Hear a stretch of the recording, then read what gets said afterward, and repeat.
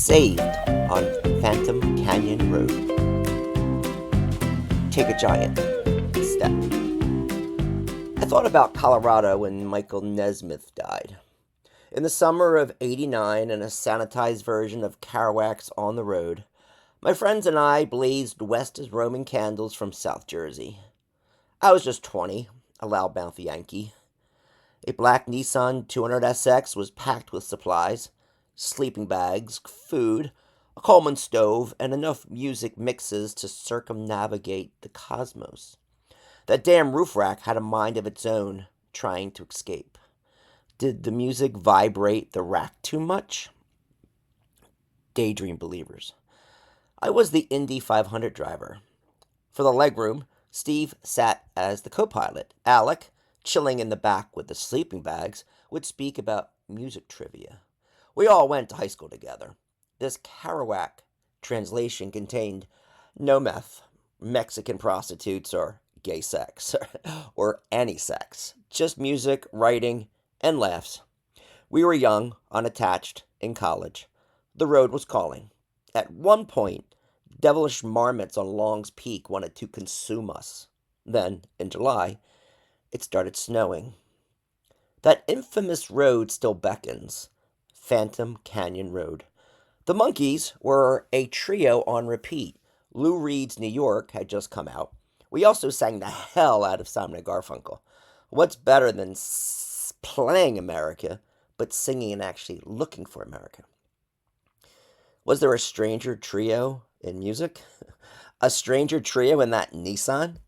At one point, with crazy Wing It Walter, where boredom is indeed his kryptonite, trying a shortcut, we found ourselves on Phantom Canyon Road, Route 67, about 30 miles close to Canyon City. A sign read, "Experienced mountain drivers only." Papa Wally's Blues. On a previous trip, I had navigated the Bighorns in Wyoming, but was that experience?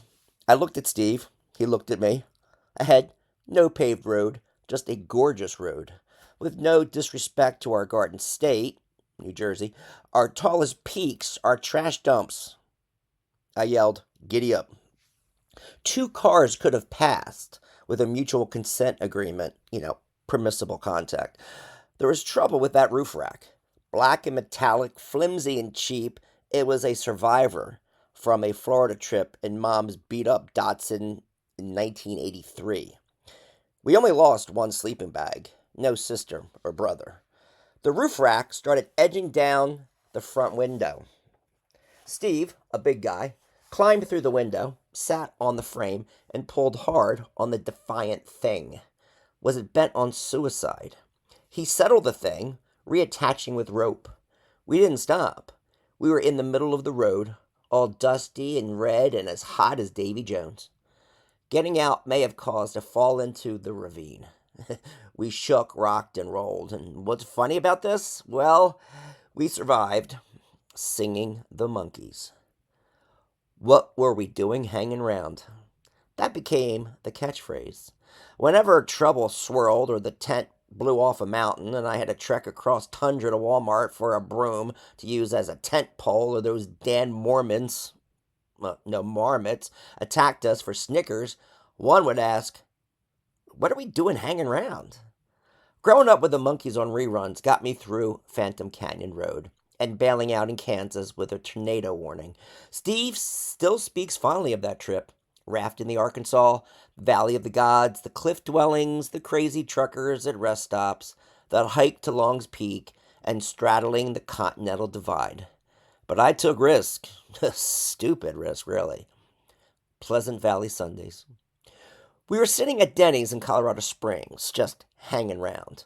I looked at my watch, laughed. To me, there was always now and not now. And then now so quickly.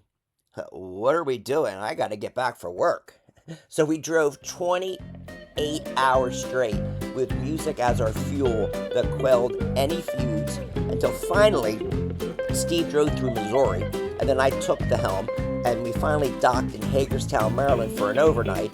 Then it was a quick jaunt up the jet stream to Jersey, where I had to report back to duty at Holiday Inn. Colorado's red dust still clung to my shoes and lingered in my nostrils. How did we do it back then? Is it called youth and insanity? Oh, thank God for music and friends. Can I get an amen, brothers and sisters?